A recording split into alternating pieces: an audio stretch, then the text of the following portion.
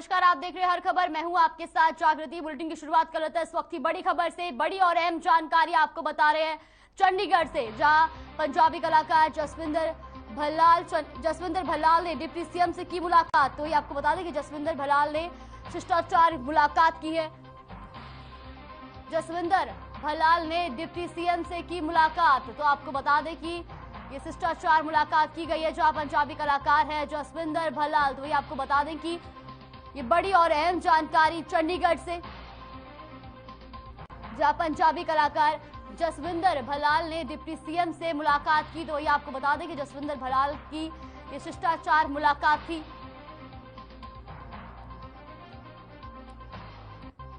तो पंजाबी कलाकार है जसविंदर भल्लाल।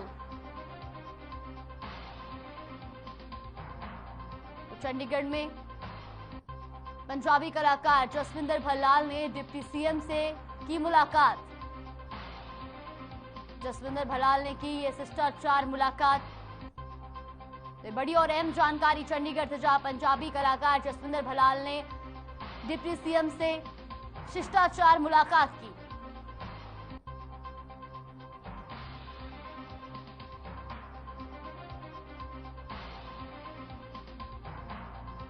तो आपको बता दें कि ये मुलाकात पंजाब के कलाकार जसविंदर भल्लाल ने डिप्टी सीएम से ये मुलाकात की है। तो वही आपको ये भी जानकारी दे दें कि ये एक शिष्टाचार मुलाकात थी। तो बड़ी और अहम जानकारी चंडीगढ़ से, जहां जसविंदर भल्लाल ने डिप्टी सीएम दुष्यंत चौटाला से शिष्टाचार मुलाकात की है। तस्वीरें आप देख सकते हैं टीवी स्क्रीन पर, जहां दोनों की मुलाकात की तस्वीरें हम आपको दिखा रहे हैं। तो चंडीगढ़ में जसविंदर भल्लाल ने डिप्टी सीएम दुष्यंत चौटाला से शिष्टाचार मुलाकात की है। तस्वीरें आप टीवी स्क्रीन पर देख सकते हैं। इस तस्वीर में आप साफ तौर पर देख सकते हैं, जहां पंजाबी कलाकार जसविंदर भल्लाल भी मौजूद है। करनाल में जिला कष्ट निवारण समिति की बैठक हुई। आपको बता दें कि जिसकी अध्यक्षता शिक्षा मंत्री कंवरपाल गुर्जर ने की। बैठक में कई विभागों के अधिकारी भी मौजूद रहे। इस दौरान बैठक में 13 समस्याओं का मौके पर ही निपटारा किया गया। इसी मौके पर कंवरपाल गुर्जर ने आम आदमी पार्टी पर निशाना साधते हुए कहा कि केजरीवाल की दिल्ली में सरकार है, वहां पर अभी तक विधायकों की एक पेंशन का नियम क्यों लागू नहीं किया गया। प्रदेश में काफी सुधार किए हैं, जरूरत पड़ने पर पेंशन का नियम भी लागू किया जाएगा।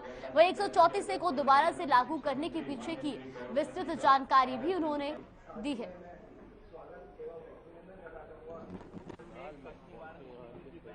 और आप देख सकते हैं और कष्ट निवारण समिति के सभी सरकारी और गैर की बैठक के अध्यक्ष और हरियाणा दिल्ली में मांग नहीं करी उन्होंने।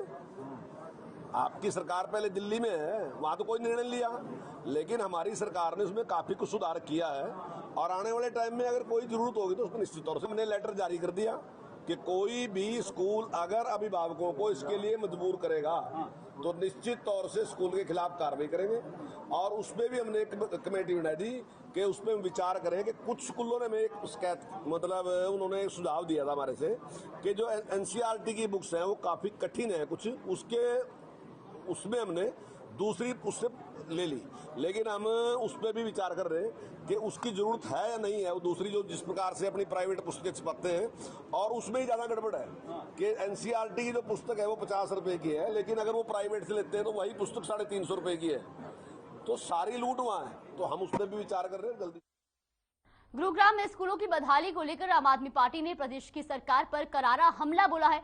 आपकी राज्यसभा सांसद सुशील गुप्ता की माने तो जिस स्कूल में हरियाणा के सीएम खुद पढ़े हैं, उस स्कूल की बदहाली पूरी शिक्षा व्यवस्था की पोल खोल रही है। इतना ही नहीं, सुशील गुप्ता ने पंजाब पर अरबों के कर्ज के लिए कांग्रेस और बीजेपी को जिम्मेदार ठहराया। साथ ही कहा कि दोनों राष्ट्रीय राजनीतिक दलों ने अभी तक एसवाईएल और चंडीगढ़ जैसे महत्वपूर्ण मुद्दे का समाधान नहीं किया। अब देखने वाली बात यह है कि आम आदमी पार्टी के इस हमले का बीजेपी, कांग्रेस और अकाली दल किस तरह का जवाब देते हैं, या तो आने वाला समय ही बताएगा। फिलहाल आम आदमी पार्टी के नेता पूरे जोश के साथ हरियाणा में भी सरकार बनाने का दावा कर रहे हैं। इसमें नई बिल्डिंग के जो कमरे बनाए गए हैं, अपने बच्चों के स्कूल के अंदर गया, हमने कहा साहब बहुत आनंद ज्यादा आता अगर आप बच्चों के स्कूल को सुधार के जाते। आप दूसरी बार मुख्यमंत्री बने, कम से कम चलो आपको याद आई अपने पुराने स्कूल की, बेहतर होता तो स्कूल के अंदर सुधार जाते। तो गुस्सा होकर उन्होंने हमें ट्विटर पे ब्लॉक कर दिया हमने कहा साहब बीजेपी भाग गई, स्कूल क्या सुधारेगी, ये जवाब देने से भागी है। तो उन्होंने हमें अनब्लॉक किया। फिर उन्होंने हमें निमंत्रण दिया कि साहब आप बाली गाँव के स्कूल के अंदर आइए और देखिए क्या शानदार स्कूल है, क्या जानदार स्कूल है। कल हम बाली गाँव के स्कूल के अंदर हमारे लोग गए और इसकी वीडियो बना के लाए। आप देखिए बच्चे जमीन के ऊपर बैठे हुए हैं, फर्श टूटा हुआ है, प्लास्टर है नहीं, सफेदी है नहीं, टीचर्स है नहीं, लेबोरेटरी है नहीं। क्या भारत के भविष्य के साथ इसी तरीके से खिलवाड़ करते रहेंगे? क्या शिक्षा के स्तर को इतना नीचे गिराते रहेंगे?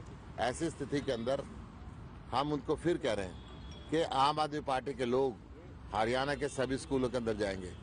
आप अपने स्कूलों को सुधार लें, अन्यथा 2024 के अंदर आम आदमी पार्टी आ रही है, हम गुरुग्राम में घटता जलस्तर आने वाले समय में गंभीर समस्या बनता नजर आ रहा है, जिसके चलते इस समस्या के समाधान के लिए सिंचाई विभाग ने अटल भूजल योजना के तहत बैठक की और भू के गिरते स्तर को कैसे बचाया जाए इसको लेकर योजना बनाई। सिंचाई विभाग के superintendent engineer doctor Shiv Singh Rawat की माने तो जिले के 101 गांव के वाटर सिक्योरिटी प्लान तैयार हुए हैं, जिसमें से 19 वाटर सिक्योरिटी प्लान अभी तक पास कर दिए गए हैं, जिसके तहत इन गांवों में जल्द से जल्द पानी को बचाने की विधि अपनाई जाएगी। वही बैठक में अधिकारियों को योजना में जन भागीदारी सुनिश्चित करने के लिए ज्यादा से ज्यादा लोगों को जागरूक करने के निर्देश दिए। अटल भूजल योजना जो गुड़गांव जिले में शुरू की गई है, उसका रिव्यू मीटिंग थी। हरियाणा सरकार ने भारत सरकार के सहयोग से अटल भूजल योजना शुरू की हुई है, जो गुड़गांव जिले के 163 गाँव में चालू है, जिसमें हमारा district implementing partner Jaipur foundation है। वो गांव-गांव जाकर लोगों से मिलकर हर गांव की वाटर सिक्योरिटी प्लान बना रहे हैं। इस स्कीम में जो सबसे बड़ा उद्देश्य है वो ये है कि लोगों से मिलकर, जन भागीदारी द्वारा लोगों से मिलकर, लोगों से पूछकर उनके पानी से संबंधित जो समस्या हैं और उनका क्या समाधान हो सकता है, ऐसी स्कीमें, ऐसी वाटर सिक्योरिटी प्लान बनाने का हमारा प्रपोजल है, जिसके विषय में आज उसकी समीक्षा बैठक की गई है। खबर झज्जर से है, जहां बातली के गांव मुंडा खेड़ा की पंचायत झज्जर लघु सचिवालय परिसर पहुंची और गांव के सरकारी स्कूल की जर्जर हालत से हो रही परेशानी का मुद्दा उठाया और अपनी मांगों का ज्ञापन सीटीएम झज्जर को सौंपा। गांव वालों का कहना है कि स्कूल की जर्जर हालत से परेशान होकर वो कई बार इसकी शिकायत अधिकारियों और बड़े नेताओं से कर चुके हैं, लेकिन अभी तक कोई समाधान निकल कर नहीं आया है।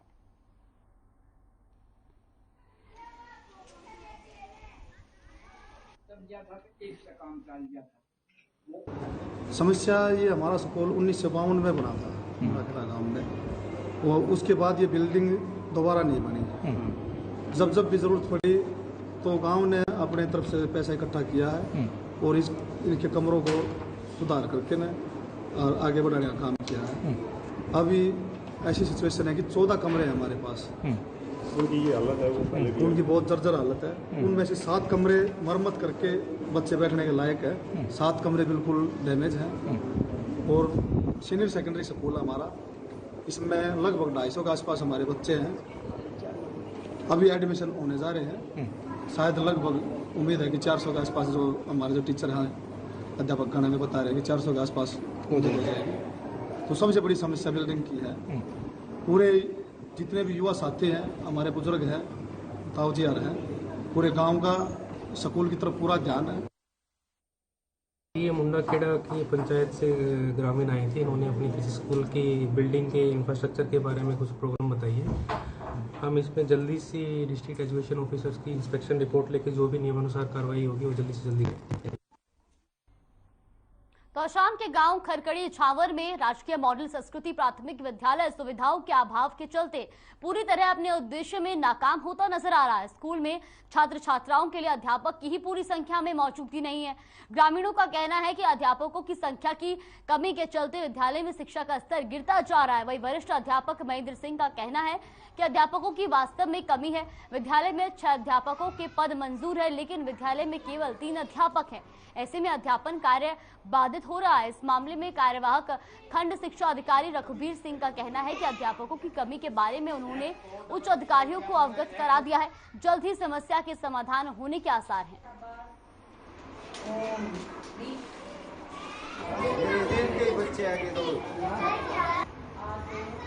हमारा जो स्कूल था पहले, इसमें 70 या 50 बच्चे हुआ करते थे और इन स्टाफ की मेहनत की वजह से और सभी एसएमसी मेंबर और सभी की वजह से 200 से 250 बच्चे उपलब्ध हो गए यहाँ पे। लेकिन बच्चे तो काफ़ी हो गए, स्टाफ काफ़ी समय से ये स्कूल स्टाफ की कमी को झेल रहा है और स्टाफ की कमी को जल्दी से जल्दी पूरा कराया जाए। सर, गवर्नमेंट मॉडल संस्कृति स्कूल खरकड़ी जावली के अंदर 172 बच्चे हैं और बच्चों के अनुपात से वहाँ पर है वो 6 शिक्षक है वो होने चाहिए, पर वर्तमान समय में केवल 3 अध्यापक वहाँ पर काम कर रहे हैं और एक अध्यापक खरकड़ी जावली से खरकड़ी माकवान में, जहाँ कोई भी अध्यापक नहीं है, उन बच्चों को वो पढ़ाने के लिए जाता है ताकि वो विद्यालय भी है वो खुला रहे और बंद ना हो। इसलिए खरकड़ी जावली के जो मॉडल स्कूल जो प्राइमरी स्कूल है उसमें शिक्षकों की संख्या बहुत ही कम है, केवल 3 अध्यापक वहाँ पर काम कर रहे हैं और वहाँ पर होने 6 चाहिए। इस बारे में हमने जिला मौलिक शिक्षा अधिकारी श्री रामावतार शर्मा को भी अवगत करवा दिया गया है और दिनांक 5/4/2022 को पंचकूला शिक्षा सदन में जब हमारी मीटिंग हुई तो निदेशक महोदय को भी इस बारे में हमने अवगत करवा दिया गया। सिरसा में पिछले काफी समय से नशे का कारोबार बड़े स्तर पर फल फूल रहा है, जिसे रोकने के लिए न सिर्फ पुलिस कार्रवाई कर रही है बल्कि सामाजिक संगठन भी नशे के खिलाफ अपनी आवाज बुलंद कर रहे हैं। इसी कड़ी में अंतर्राष्ट्रीय जाट दिवस के अवसर पर सिरसा की जाट धर्मशाला नशे के खिलाफ बाइक रैली का आयोजन किया गया, जिसमें काफी संख्या में नौजवानों ने भाग लिया। इस मौके पर सिरसा जिला से नशा मुक्त करने के लिए युवाओं सहित अनेक लोगों ने प्रण भी लिया और युवाओं को नशे से दूर रहने के लिए प्रेरित भी किया गया।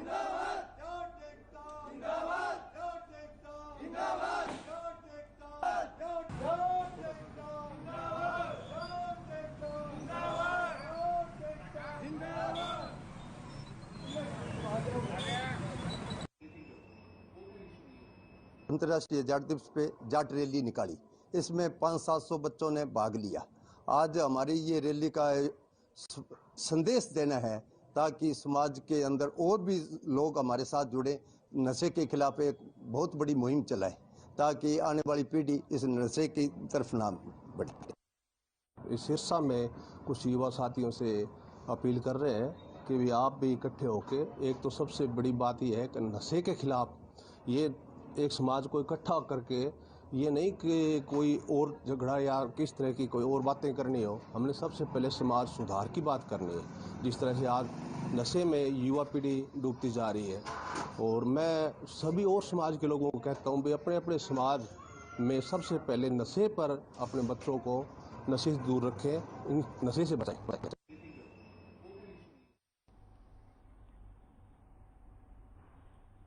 प्रदेश में पिछले लंबे समय से अवैध खनन और ओवरलोडिंग का खेल जारी है। वही यमुनानगर में प्रतापनगर, रणजीतपुर, दादूपुर और जठलाना में खनन जोन होने के कारण जिला से रोजाना करीब 5000 ट्रक रेत बजरी लेकर चलते हैं और सड़कों पर दिन रात ट्रकों की लाइन लगी रहती है। वही आरटीए की टीम जब चेकिंग करती है तो पकड़े गए वाहन का वजन करने के लिए उन्हें धर्म कांटे पर ले जाना पड़ता है।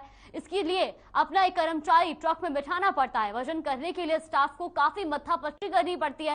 कई बार धर्म कांटे की क्षमता पकड़े गए वाहन से कम होती थी। ऐसे में उम्मीद जगी थी कि पोर्टेबल कांटे मिलने से परेशानी कुछ कम होगी, लेकिन ऐसा नहीं होता।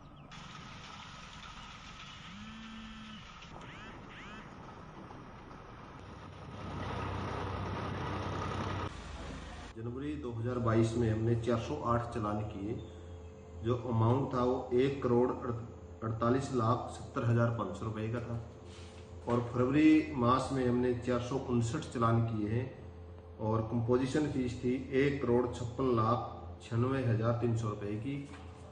मार्च में कुछ ओवरलोड में कमी आई, 528 चालान किए हमने और 1,34,69,450 के चालान किए हैं। अप्रैल माह के अंदर इसमें 12 दिन में हमने 57,15,000 रुपए के चालान किए हैं और टोटल चालान है 172 और 188 चालान। गुरुग्राम साइबर सिटी में मेले में आए दर्जनों लोगों की अचानक हालत बिगड़ने से हड़कंप मच गया। मामला फरूख नगर थाना क्षेत्र के मुबारकपुर का है, जहां माता का मेला लगा था और ग्रामीण मेले का आनंद लेने में लगे थे कि तभी कुछ लोगों ने फ्रूटी का प्रसाद श्रद्धालुओं को बांटना शुरू किया। फ्रूटी पीते ही श्रद्धालुओं की हालत बिगड़ने लगी। सभी को आनन फानन में गुरुग्राम के सेक्टर 10 के सरकारी अस्पताल में भर्ती कराया गया। वहीं अब इलाज के बाद सभी की हालत ठीक बताई जा रही है। फिलहाल सूचना पर पुलिस ने मामले में तफ्तीश शुरू कर दी है।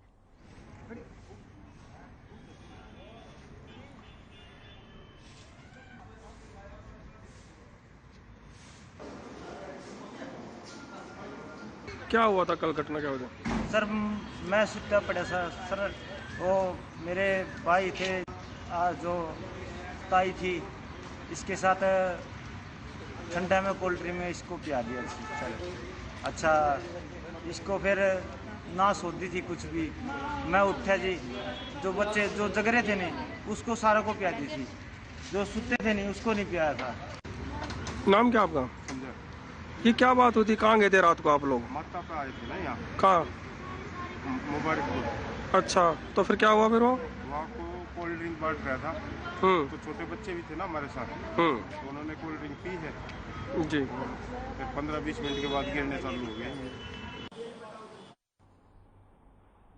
हिसार में एनसीईआरटी की नकली किताबों के मामले को लेकर सीएम फ्लाइंग एक्शन मोड में है, जिसके तहत सीएम फ्लाइंग ने जिले के हांसी क्षेत्र में लाल सड़क के नजदीक मुल्ताना किताब घर और बडसी गेट के बाहर मित्तल बुक डिपो पर टीम ने रेड की है। इस दौरान सीएम फ्लाइंग के साथ एनसीईआरटी के अधिकारी भी मौजूद रहे। वहीं एनसीईआरटी की टीम ने मौके से कुछ किताबों का सैंपल लिया है और अब उन्हें जांच के लिए लैब में भेजा जाएगा। जानकारी के मुताबिक सीएम फ्लाइंग ने एनसीईआरटी की नकली किताब बेचने की सूचना पर यह रेड की है।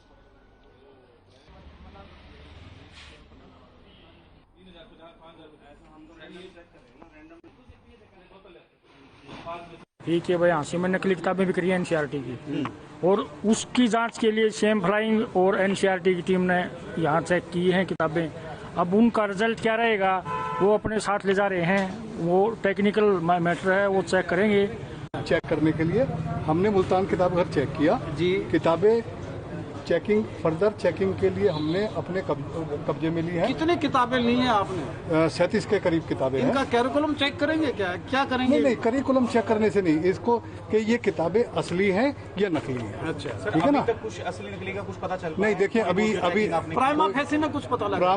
प्राइमा फेसिया में अभी तो सिर्फ शक के आधार पर किताबें जो है वो।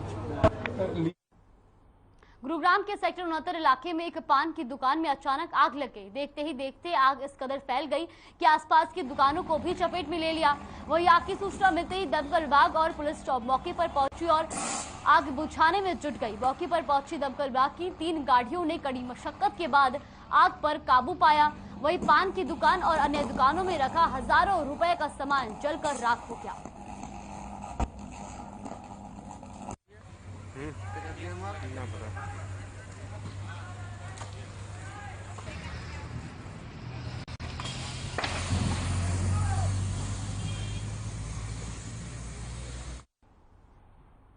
रादौर में शातिर चोरों ने जेएमआईटी कॉलेज में स्थित पीएनबी बैंक की शाखा के एटीएम से लाखों रुपए की नकदी पर हाथ साफ किया। बता दें कि कार सवार 3 अज्ञात चोर बैंक के मुख्य गेट का ताला तोड़कर अंदर घुसे, जिसके बाद उन्होंने बैंक परिसर में लगी कुछ लाइटों को भी तोड़ डाला।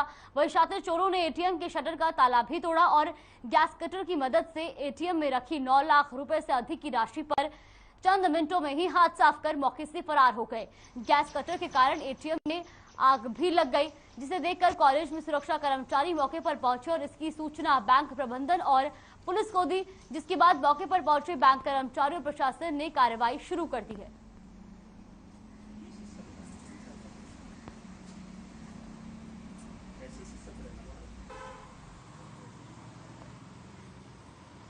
रात को मेरे पास 3:20 पे कॉल आई है सिक्योरिटी से, तो उसमें उन्होंने बताया कि आपके एटीएम में ना कोई हिट कर रहा है। तो मैंने और उन्होंने कहा भी आप ना अपने बैंक में पहुंचो और पुलिस को इन्फॉर्म करो। तो मैंने, मेरा स्टाफ यहाँ पे रहता है, मैंने उनको इन्फॉर्म किया। वो स्टाफ यहाँ पे पहले आ गया था, मैं थोड़ा सा लेट आया हूँ, तो पुलिस पहले आई हुई थी यहाँ पे।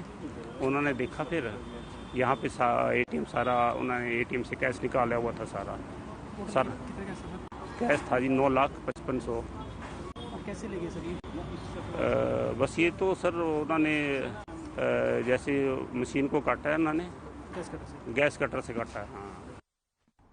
करनाल में लूट और चोरी की वारदातें थमने का नाम नहीं ले रही है। बता दें कि बदमाशों ने गाड़ी में बैठी महिला को पैसों का लालच देकर करीब 10 लाख का सोना और 1 लाख रुपए से ज्यादा कैश लेकर फरार हो गए। वहीं सीसीटीवी फुटेज के आधार पर पुलिस ने मामले की जांच पड़ताल शुरू कर दी है। एसएचओ थाना शहर कमलदीप सिंह राणा का कहना है कि बदमाशों को जल्द ही गिरफ्त में ले लिया जाएगा।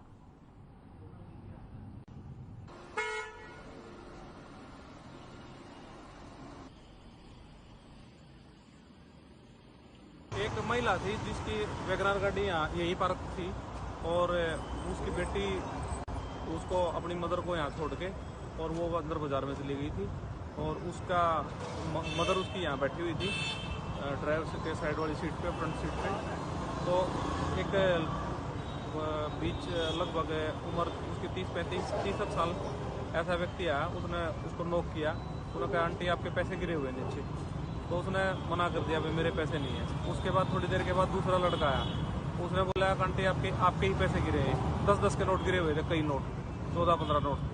तो वो उनको अपना बैग जो अपना उसका बैग था उसको सीट पर रख के और वहाँ बैठ के उठाने लगी नोटों को। जब वो नोट उठा रही थी तो उसके बाद उसने देखा तो वो तब तक उसका बैग गायब था यहाँ से। दोनों इकट्ठे थे। तो उनकी बेटी ना कोई सामान लेने आई थी इधर। तो उनकी माता जी थोड़ी सी मतलब काफी एज थे। तो उनके आगे ना किसी ने आके 8-10 नोट गिर दिए 10-10 के। उन्होंने कहा आपके पैसे गिरे हुए हैं। वो कहती है नहीं बेटे मेरे नहीं है। कहता नहीं आंटी आपके ही है, मैं तो वैसे ही रुक गया आपको बताने के लिए। उसने सोचा भी चल मेरे ही होंगे, भी भलाई कर रहा है मेरी। वो नीचे जो झुकी उठाने के लिए, बस वो भारी भी थे थोड़े एकदम। अब आम आदमियों का अलर्ट हो जाता है, वो भारी थे। वो थोड़ा ऐसे करने लगे, उठाने लगे, इतनी देर में साफ बैग लेके।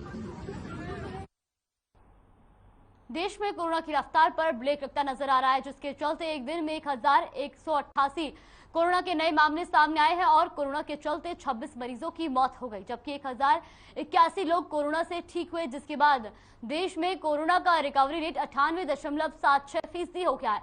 बात करें कोरोना के एक्टिव केसों की तो देश में फिलहाल कोरोना के 10,870 केस एक्टिव है। तो देश में कोरोना के केस फिर से मिलने शुरू हो गए। आपको बता दें कि बीते 24 घंटे में 1088 कोरोना संक्रमित पाए गए, जबकि 26 कोरोना मरीजों की मौत हो गई है। वही 1181 लोगों ने कोरोना को मात दी है।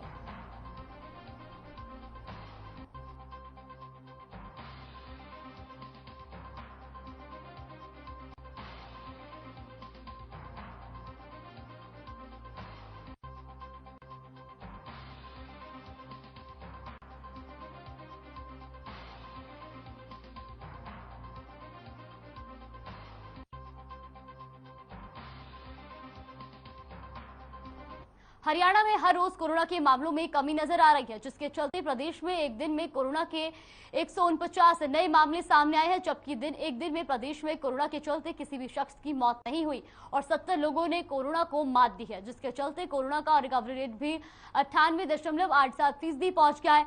वहीं गुरुग्राम में कोरोना के 129 नए मामले सामने आए हैं, जबकि फरीदाबाद में 8, सोनीपत में 7, पंचकुला में 2 और रोहतक में 1 केस मिला है।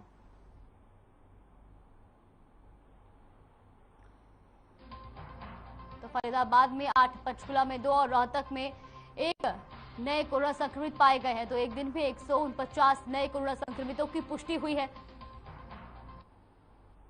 वही उत्तर भारत में गर्मी का कहर बरपा रखा है। आपको बता दें कि राष्ट्रीय राजधानी दिल्ली को आज हल्के बादलों की वजह से लू और भीषण गर्मी से निजात मिली है। इसके अलावा मौसम विभाग ने कुछ राज्यों में अभी भी भीषण गर्मी की चेतावनी दी है। हरियाणा और पंजाब में भीषण गर्मी का प्रकोप जारी है। दोनों राज्यों में पारा 40 डिग्री सेल्सियस के ऊपर दर्ज किया गया। मौसम विभाग के मुताबिक हरियाणा के फरीदाबाद स्थित बोपड़ी में सबसे ज्यादा 45.3 डिग्री तापमान रह सकता है।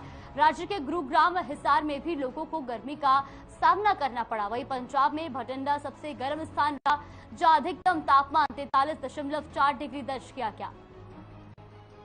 तो गर्मी से बचने के लिए आप खरबूजा, तरबूज, ककड़ी और खीरा का सेवन कर सकते हैं। इसके अलावा अधिक तेल मसालेदार खाने से परहेज करें। वहीं धूप से बचने के लिए गमछा, टोपी, स्कार्फ का इस्तेमाल करें। फिलहाल के इस बुलेटिन में बस इतना ही। बने रहिए हमारे साथ। नमस्कार।